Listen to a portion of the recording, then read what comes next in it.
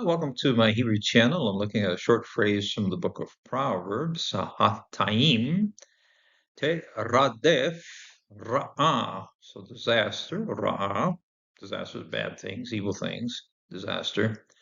Teradef, pursues. We find the same verb in Joshua 3 when the guards of the city of Jericho are chasing the spies across. They're heading off to the Jordan. The spies went up into the mountains, so there was a different. The routing went different there. But teradef, they were pursuing those spies. So same verb here. It's a verb. Hataim, that is sinners. So this is a masculine plural form ending here with im as a masculine plural ending of hataim, the sinners. And we start here with Proverbs 13, verse 20. We're going to do verse 20 and 21. Those two fit together very nicely. Holech et hakaim va hakem.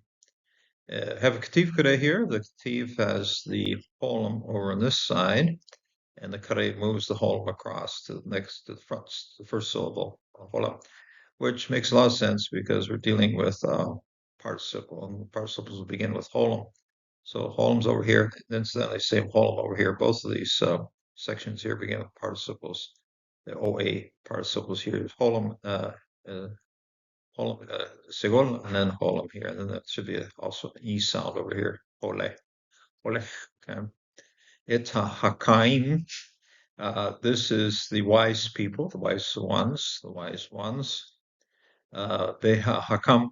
In this one, the kativ goes from making the front word or front letter from a vav to a yod, and so it makes a lot of sense here. It's really not conjunction doesn't fit in here very well, but a yod most certainly does. And anybody that's read old styles of manuscripts, handwriting, often the yods and the vavs were very much the same size. Only context you'd be able to tell them differently. So at some point, somebody took a yod and put it in a vav, and then the kare wanted to put it back to a yod. And that makes a lot of sense here too, because it's prefixed yod here on the verb yakam, to become wise. And the thing here too is yet rosh roe, and then will suffer harm. So both of these should be prefixed verbs here. So that would be then parallel here. Prefix verb and yod, prefix verb and yod as well. So holech et hakaim vehakam, those who walk with the wise ones, the wise people, will become wise. He will become wise. Roe, and he who is a companion. Okay, this is the same root that's used for describing Ruth, was companion, the friend or companion or neighbor. Find this also in Genesis 11. Roe, and the companion of Kisilim, that is the fools, the ones who are always whispering stuff. Kisilim, you can hear the S sounds running through their lips here. Kishinim, it's onomatopoeia here. About Roy, then they will suffer harm. Okay, they will come. Evil will become them. Okay, so Yevroah, Patav Frutifa right here in front of this ayin. So Yevroah, and so they will be suffering harm. In the next verse, Proverbs 13:21, Hataim te radef ra'ah. This is what I'm using for my title. And so we'll start with disaster. Ra, disaster, is pursuing. Teradef, pursues. Like I said, the same verb used in Joshua 3 for the guards chasing the spies. Radef. Also find in the last verse of Psalm 23. Just look it up. Very nice use of radef. Okay, all the will follow me all the days of my life. So this is teradef. Same thing. Resh dalet a there. So teradef. Hataim, the evil ones, the disaster, the sinners, the hataim, the sinners. Vet sadikim, and then this is a direct object marker here. So this is the sadikim, the righteous ones, receive this action, okay, of this particular verb right here. Yeshalem tov. They will receive good rewards. Good rewards will come, and this is the root word of shalem, to bring shalom. and you return good. So it will be returned good. Okay? Tov is good here. And good will return to those who are righteous. Okay? But good rewards the ones who are righteous, and good will become shalom to the righteous as well. So we can often in translation it's just recompense or wages or returning something, making it, but it's a sense of making it right and making it shalom. So Yeshalem Tov, those who, but good rewards the righteous. Matthew 7, and Jesus emphasized the whole difference of Tov and Ra, those who are evil and those who are good. And this is a very much strong theme in entire scriptures. Starts with Psalm 1, comparing the good with the evil. So, and Jesus says very clearly here, beware of false prophets who come to you in sheep's clothing, but inwardly are ravaging wolves. Apostle Paul also gave the same warning to the church of Miletus. And you'll recognize them by their fruit. Are grapes gathered from thorn bushes or figs from thistles? In the same way, every good tree, Tov, produces good fruit, Tov.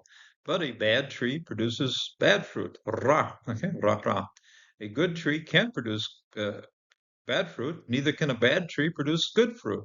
Every tree that doesn't produce good fruit is cut down and thrown into the fire.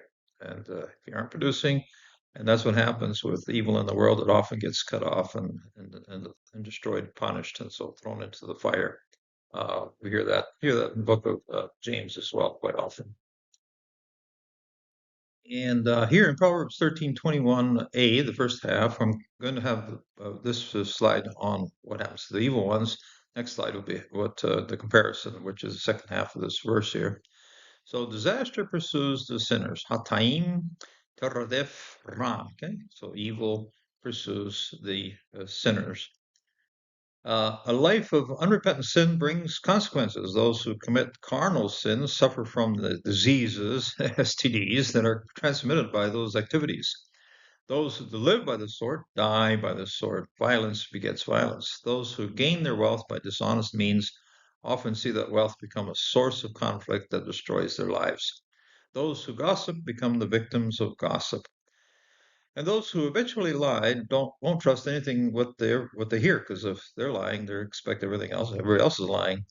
And those who betray will be betrayed, and those who abuse drugs and alcohol will die from that abuse. I've seen in my travels many cases in larger cities of our world. That kind of problem has become quite common. Those who live for power and fame find that power and fame destroys their lives and the lives of their families.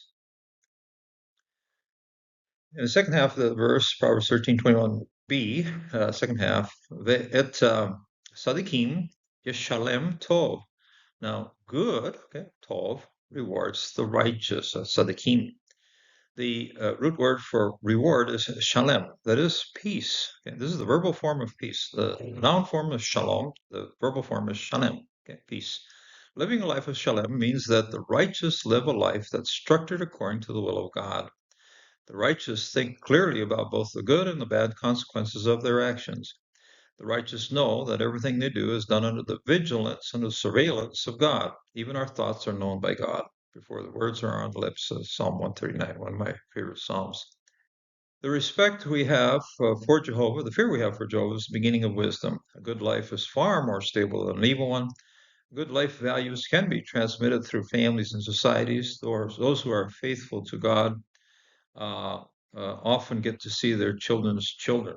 The Prince of Peace, who was born in Bethlehem, gives us this life of Shalem. So, a source of our life, the person that directs our lives and gives us life and who gives us peace in that life is the Christ who was born at Bethlehem. So, I invite you to follow him, to believe in him, to have your trust totally in him, and he will give you a life that's worth living. A life of service to Christ is something that is truly worth living.